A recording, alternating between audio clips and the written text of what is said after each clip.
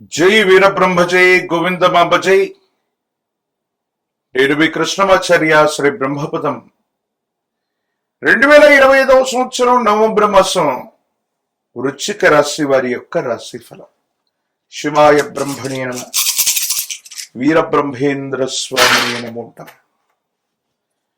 ఒక విచిత్రవంతమైనటువంటి గ్రహ గతిని మనం చూడబోతున్నాం.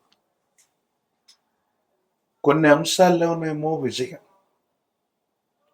మరికొన్ని అంశాల్లో అద్భుతమైనటువంటి విజయం, మరికొన్ని అంశాల్లో ఏమీ చేయలేనటువంటి పరిస్థితి. ఇవి మీకు కాస్త విచిత్రంగా అనిపిస్తూ ఉన్న పరిస్థితులు మాత్రం అలాగే ఉంటూ ఉంటాయి. ఒకానొక సందర్భంలో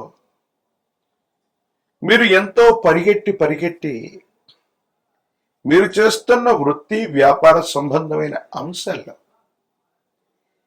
కనీసం ఉద్యోగులకి వేతనాన్ని చెల్లించలేని పరిస్థితులు కూడా రావచ్చు. మీరు వింటుంది నిజమే. ప్రతి మాసంలో ప్రతి వార్షికంగా జరుగుతున్న టర్నోవర్ జరగకపోగా మీరు ఎంతో పరిగెట్టి పనిచేసినప్పటికీ కూడా ఆకస్మికమైన దురదృష్టం వల్ల వ్యాపారం సరిగ్గా నడవకపోవటం, లేదా అద్భుతంగా నడిచిన వ్యవస్థలో ఏదైనా నష్టాన్ని నివారించడానికో నష్టాన్ని పూరించడానికో అధికంగా ధనం ఖర్చయిపోతుంది.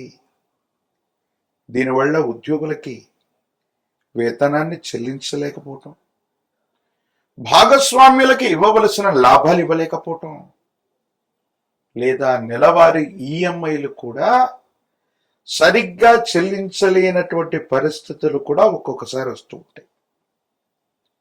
ఏమిటి ఇంత గొప్పగా కష్టపడుతున్నాం, ఇంత గొప్పగా ప్రయత్నం చేస్తున్నాం, పరిస్థితులు ఎందుకు ప్రతికూలంగా ఉన్నాయన్నటువంటి ఆలోచన కూడా మీకు కలుగుతుంది.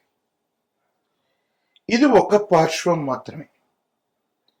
మాసాంతరానికి వచ్చే వరకు మీ మేధస్సుకు పనిపెట్టి దేహాన్ని కష్టపడకుండా మీకున్నటువంటి కొంతమంది ముఖ్యమైనటువంటి వ్యక్తులు అవ్వచ్చు, స్నేహితులు అవ్వచ్చు, వారితో సమాలోచన చేసి మీ ఆలోచనలని వాళ్లతో పంచుకొని మీరు చేసే గొప్ప ప్రయత్నాలు విదేశాల నుండి కానీ దూర ప్రాంతాల నుండి కానీ పెట్టుబడులని ధనాన్ని తీసుకొస్తాయి.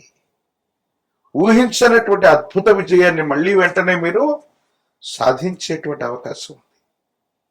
అంటే అతివృష్టి అనావృష్టి లాంటి పరిస్థితులు మనం వినటమే తప్ప మన దైనందిన జీవితంలో ఒకే మాసంలో తీవ్రమైనటువంటి కష్టాలు ఒకవైపు, అద్భుతమైనటువంటి విజయాలు వెనువెంటనే. ఈ రెండు అంశాలని మీ జీవితంలో మీరు ఒకే మాసంలో చూసే అవకాశం కనపడుతుంటుంది.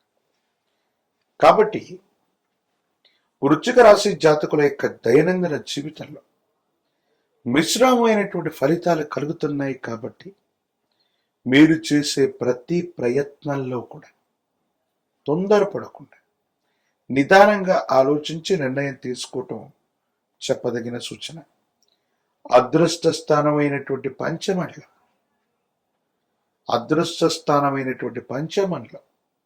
శని భగవానుడి యొక్క పరిస్థితులు ఒకవైపు, ప్రత్యేకించి మీ యొక్క రాశి నుండి గృహస్థానం విశేషవంతమైన 4వ స్థానంలో రాహు సంబంధమైన పరిస్థితులు కొన్ని ప్రతికూలవంతమైన అనుకూలవంతమైనటువంటి మార్పులకి కారణమయ్యేటువంటి అవకాశం ఉంటుంది. కొన్ని సందర్భాల్లో మీరు తీసుకునే నిర్ణయాలు ఎవరి మీద ఆధారపడకుండా, ఏ వ్యక్తి అభిప్రాయం లేదని మీరు భావన చేస్తుంటారు.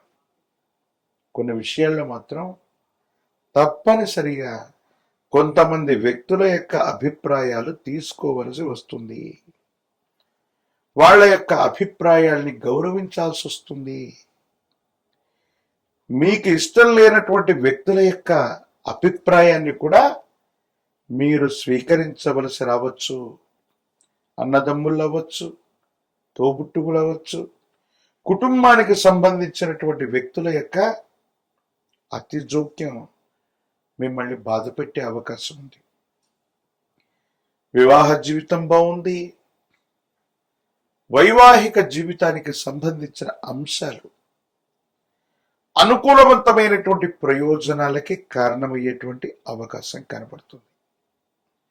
ఏది ఏమైనప్పటికీ కూడా మీ దైనందిన జీవితంలో మీరు తీసుకునేటువంటి నిర్ణయాలు కాస్త ఆలస్యమైనప్పటికీ కూడా దీర్ఘకాలికంగా మీకు ఉన్నతిని తీసుకొచ్చే అవకాశం ఉంది. ఆర్థిక ప్రయోజనాలు బాగుంటాయి. కొత్త వ్యవస్థలకి శ్రీకారం చుట్టాలన్న కల నెరవేరుతుంది. కొంతమంది వ్యక్తుల నుండి పరపతి లభిస్తుంది. స్నేహితులు సహాయం చేస్తారు. దూర ప్రాంతంలో ఉన్నటువంటి వాళ్ళ యొక్క స్నేహ సంబంధమైన సంబంధ బాంధవ్యాలు మీకు ఇప్పుడు అక్కరకు వస్తాయి. అవి విజయాన్ని చేకూర్చే అవకాశం. కానీ వివాహ జీవితంలో భార్యాభర్తల మధ్య సఖ్యత కుదరకపోవచ్చు. సంతానపరమైన అంశాలు కూడా ఆలస్యమవుతూ ఉంటాయి. ఏం చెయ్యాలో అర్థం కాక, ఏమవుతుందో తెలియక మానసికమైనటువంటి సంఘర్షణ అధికమవుతున్నటువంటి నేపథ్యం మిమ్మల్ని ఇబ్బంది పెడుతూ ఉంటుంది. భగవత్ సంబంధమైన అనుగ్రహం చేత పరిస్థితులన్నింటినీ కూడా గట్టెక్కడానికి మీరు గొప్ప ప్రయత్నాలు చేస్తూ ఉంటారు. అయితే అప్పుడప్పుడు కొంచెం మీ మనసు నిండా తీవ్రమైనటువంటి మానసికమైనటువంటి ఆందోళన కలుగుతుంటుంది.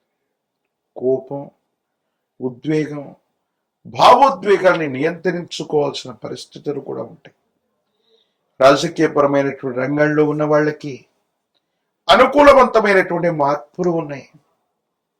నిరుద్యోగులకి ఉద్యోగ కాలం, ప్రత్యేకించి వివాహం కాని వాళ్ళకి అనుకూలవంతమైనటువంటి సమయంగా చెప్పవచ్చు.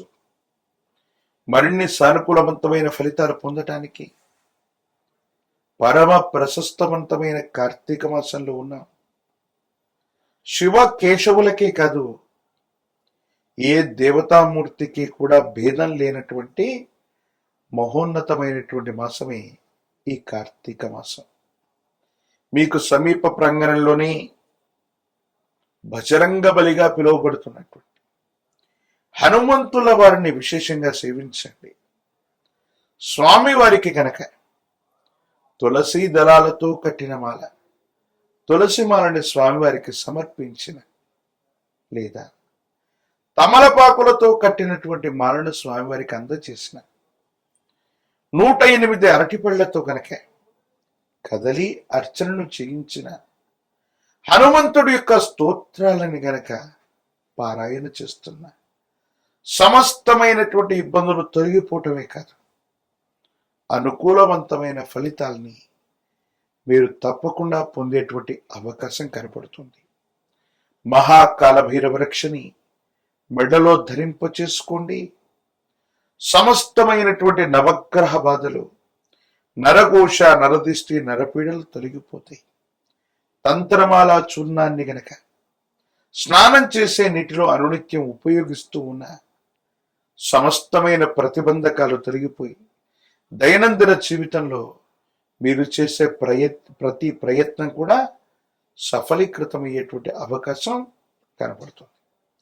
మరిన్ని వీడియోలు చూడటానికి గాను మన ఛానల్ని లైక్ చేయండి, షేర్ చేయండి, తప్పకుండా సబ్స్క్రైబ్ చేయండి.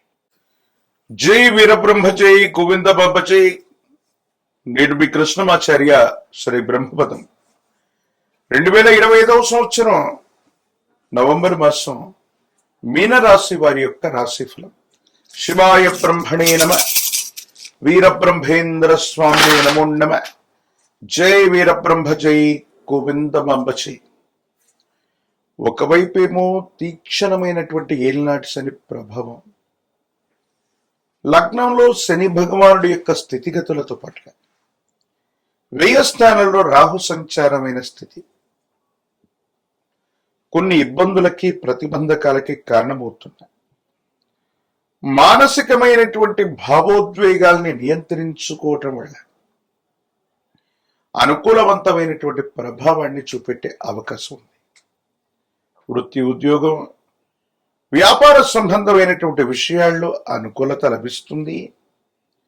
వృత్తి ఉద్యోగంలో మానసికమైనటువంటి ఒత్తిడి అధికమైనప్పటికీ మీరు చేయవలసినటువంటి విధి నిర్వహణ మాత్రం తప్పకుండా మీరు చేసే అవకాశం కనబడుతుంది.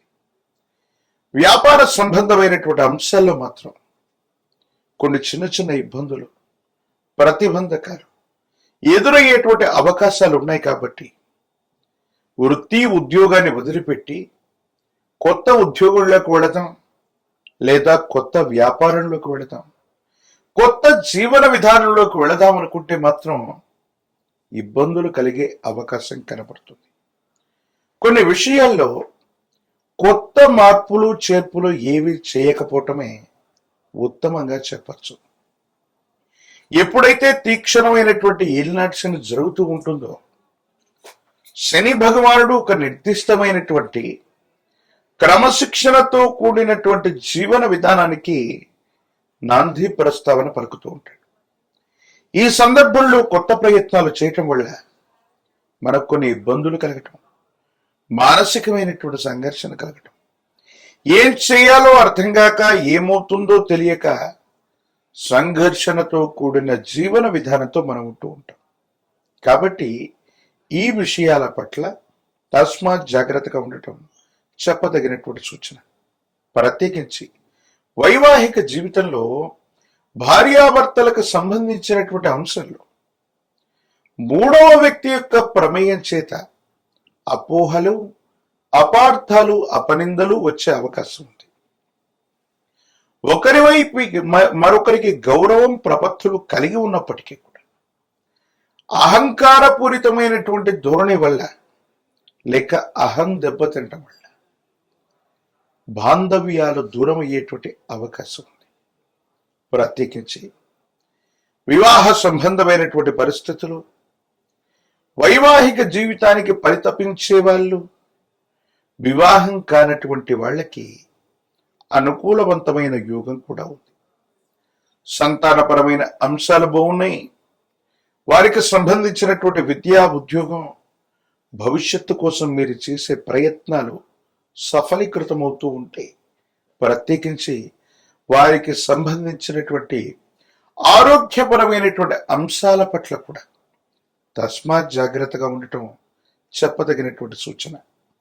సహోదర సహోదరి వర్గానికి సంబంధించిన వ్యక్తులు, ఎంతో కాలంగా మిమ్మల్ని వ్యతిరేకిస్తున్నటువంటి వ్యక్తులు కూడా మీ స్థాయి పెరిగిందనో, వాళ్ళకంటే గొప్పగా ఉన్నారనో వాళ్ళు మళ్ళీ మిమ్మల్ని అనుసరిస్తారు.